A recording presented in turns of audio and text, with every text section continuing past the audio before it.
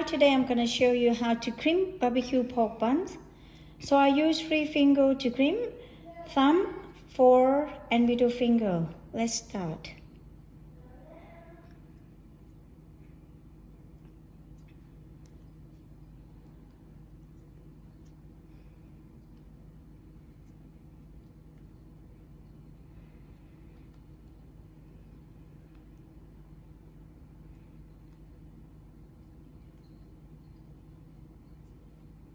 At the end, turn the dough clockwise to form a spiral effect.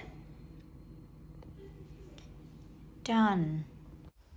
After finish crisp barbecue pork buns, rest them for 30 minutes and steam barbecue pork bun for 12 to 15 minutes.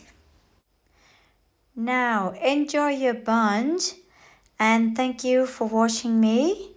Please don't forget to subscribe below and I'll see you next video. Thank you.